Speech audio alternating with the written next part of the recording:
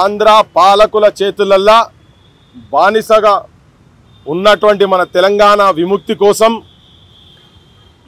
Idli sambar go back movement నుంచి మొదలు పెడితే ఈ సంస్కృతి మీద దాడికి వ్యతిరేకంగా కొట్లాడిన దాంట్లో 69లో కావచ్చు 55లో కలపొద్దు అన్నప్పుడు 8 మంది విద్యార్థులు 369 మంది 1969లో కాల్పులలో చనిపోయినటువంటి విద్యార్థులు యువకులు మళ్ళా 1200 మంది మొన్న మాలిదశ ఉద్యమంలో చనిపోయినటువంటి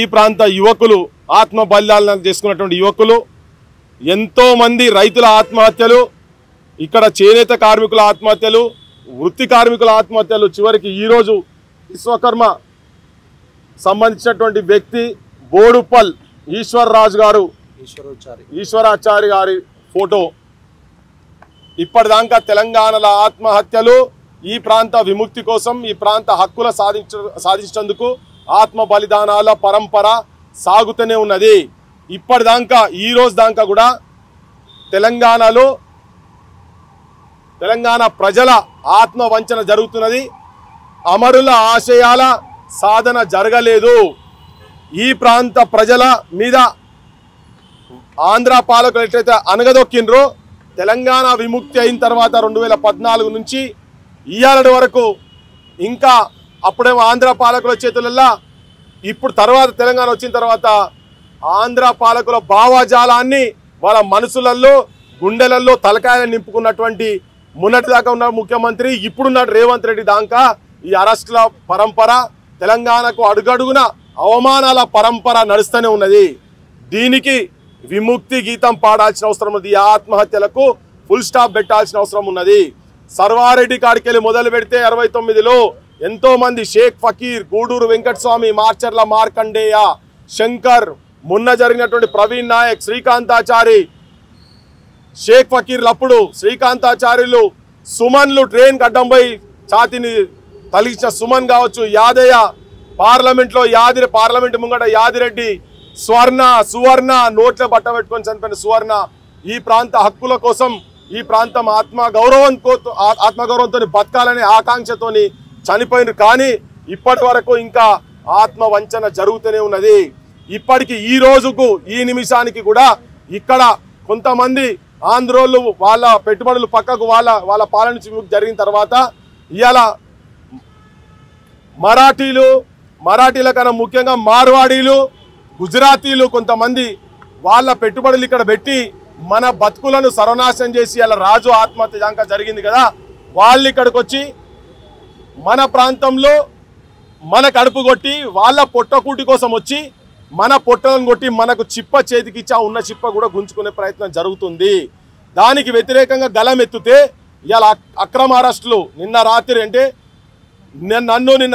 12:30కు వారెంట్ లేకుండా ఏం లేకుండా ఇంటికాడికి వెళ్ళి అరెస్ట్ చేసి తీసుకుపోయిండు ఇవాళ ఇక్కడికి వచ్చి మాట్లాడుతున్నాం ఎందుకంటే తెలంగాణ ప్రజలు మొత్తం వినాలి ఈ ఆకాంక్షలు నెరవేరలేదు కాబట్టి నాతో పాటు షామ్ను 3 గంటల రాత్రి యూనివర్సిటీలో వేణుగోపాల్ తిరుపతిని ఇద్దరిని నిన్న రాత్రి అరెస్ట్ చేసిండ్రు కొంతమందిని హౌస్ అరెస్ట్ చేసిండ్రు ఎందుకు ఇక్కడ ఒక సంఘటన జరిగింది జాతుల పేర్ల మీద కుల వృత్తుల పేర్ల మీద తిట్టుకుంటా మోండా మార్కెట్లో ఇద్దరు యువకులను ఎప్పుడైతే కొట్టినరో యావత్ తెలంగాణ సమాజం మొత్తం ఏంటంటే జాగృతమైంది ప్రతి ఊర్లలో ఇక్కడ వచ్చి ఇల్లీగల్గా డూప్లికేట్ దందాలు చేసుకుంటా కోట్ల రూపాయలు ఆర్జించుకుంటా ప్రభుత్వానికి జనాన్ని మోసం చేస్తున్నటువంటి వాళ్లకు వ్యతిరేకంగా పోరాటం చేస్తుంటే ఏం పోరాటం అంటే ప్రజా చైతన్యం ఇది చేస్తున్నారు ఒక బంద్ కాల్ ఇచ్చారు యూనివర్సిటీలో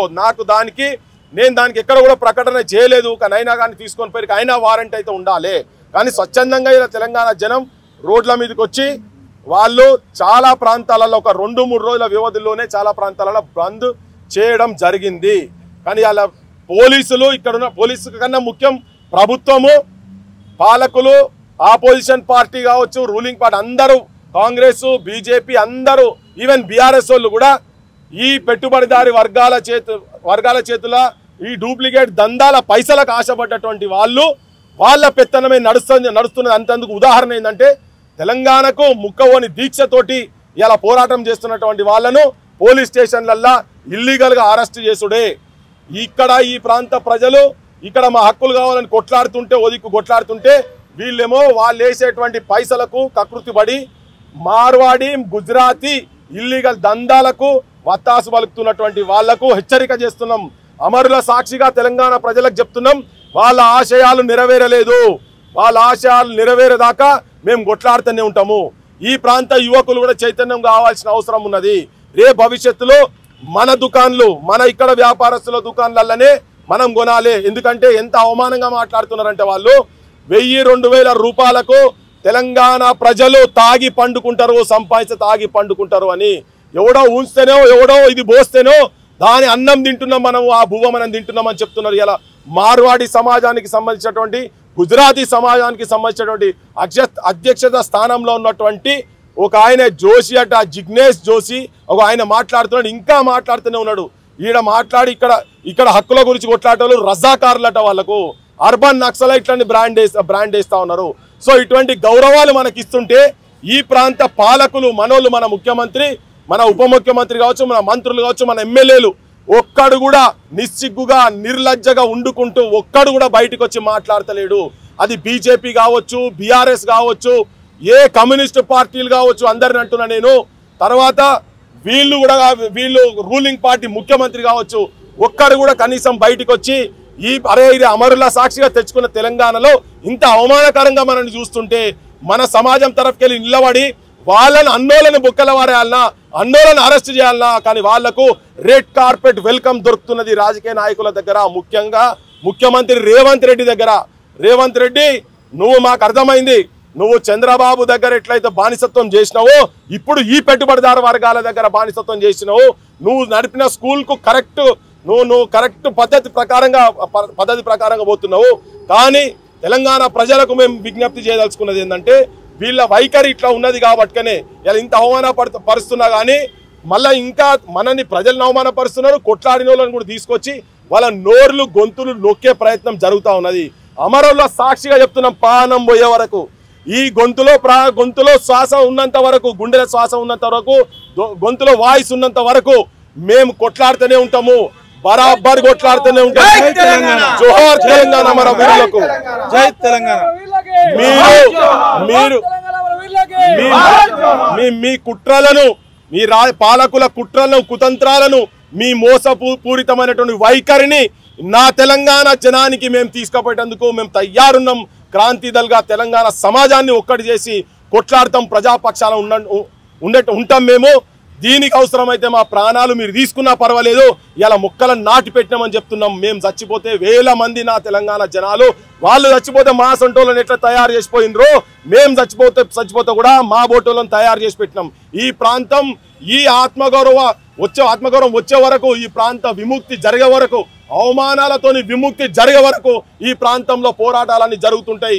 ఇక్కడ ఉన్నటువంటి యువకులు మొత్తం తయారు కావాల్సిన అవసరం ఉన్నది.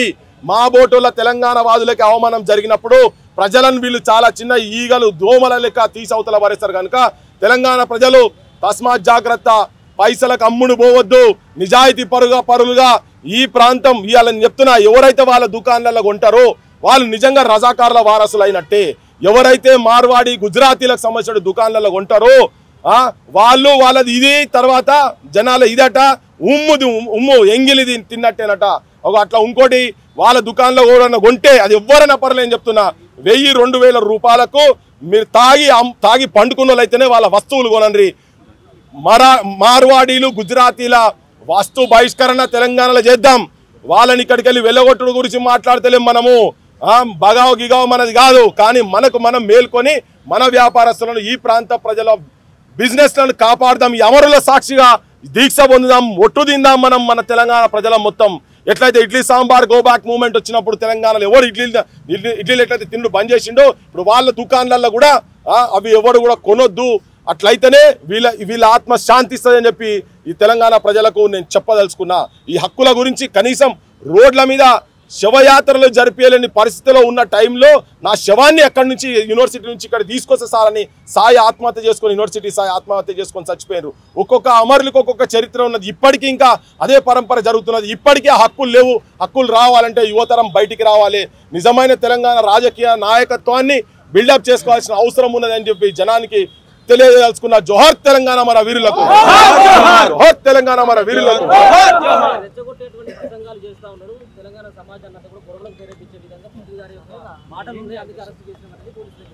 ఎవడిడా అది అట్లా కాదు. ఇప్పుడు విమలక్కతో మాట్లాడి పృథ్వీరాజ్ అంటే ఆయన ఎవరో మాకు తెలియదు, మేము అరెస్ట్ చేయలేదు ఆయన అని చెప్తున్నారు. మా ఇంటికే రాలేదని చెప్తున్నారు. ఏమక్క ఇప్పటిదాకా మాట్లాడిండ్రు.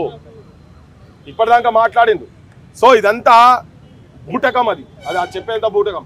నేను రెచ్చగొట్టి ఏమన్నా ఎవరన్నా వాళ్ళ షాపులు తలగబెట్టమని చెప్పినామా? ఏమో ఇంతమంది 1200 మంది చచ్చిపోయారు కానీ ఒకరన్నా వాళ్ళ ఒక ఆంధ్రోళ్ళ దుకాణం మీద కన్నా పోయి, ఒక ఆంధ్రోళ్ళ బిజినెస్ ఎస్టాబ్లిష్మెంట్ కన్నా పోయి ఎవరైనా దాడులు చేసి మాట్లాడుతుంటే కూడా ఎక్కడన్నా మేము కాలిచ్చి వాళ్ళ బిజినెస్ వ్యవస్థలను మేము ఏమన్నా పోయి దాడులు చేయమని చెప్తున్నామా? చెప్తలేం కదా. అది జరిగిందా? ఇక్కడ సంఘటన జరిగిందా? ఉల్టా వాళ్ళు దాడులు చేస్తున్నారు. ఉల్టా వాళ్ళు మాటలతోటి అవమానపరుస్తున్నారు కదా. ఇది సమాజం చూస్తలేదా? దేనికి రెచ్చగొడుతున్నాం? వాళ్ళు అవమానపరుస్తున్నట్టుగా ఆత్మగౌరవాన్ని నిలబెట్టుకుంటా వాళ్ళ వస్తు బహిష్కరణ చేయమని చెప్తున్నాం అంతేనే. ఇది మనం కొత్తగా చేసేది ఏం కాదు. మహాత్మా గాంధీనే ఫాలో అవుతున్నాం మేము. విన్నావా? పెద్ద స్వతంత్ర సేనానిల వారసులుగా చెప్తున్నాం మేము. వాళ్ళ పార్టీ అధికారంలో ఉన్నటువంటి పార్టీలు కావచ్చు, అన్ని రాజకీయ పార్టీలు ఓన్ చేసుకుంటున్నాయి కదా, వాళ్ళ వారసులుగా చెప్తున్నాం బరాబర్. ఎందుకంటే మనకు నిజంగా కూడా సిగ్గు, లజ్జ, ఇజ్జతు, మానం ఉండి మన నిజమైన ఈ అమరుల త్యాగాలను కనుక మన గుండెలలో కనుక ఉండేది ఉంటే వాళ్ళు ఏ భవిష్యత్ తెలంగాణ నిర్మాణం గురించి అయితే వాళ్ళు ఆలోచించారో అది రావాలంటే మాత్రం బరాబర్ మనం వస్తు బహిష్కరణ వాళ్ళకి చేయాల్సిందే. మన దగ్గర ఉన్నటువంటి వ్యాపారస్తులను కాపాడుకోవాల్సిందని చెప్పి విజ్ఞప్తి చేస్తున్నా.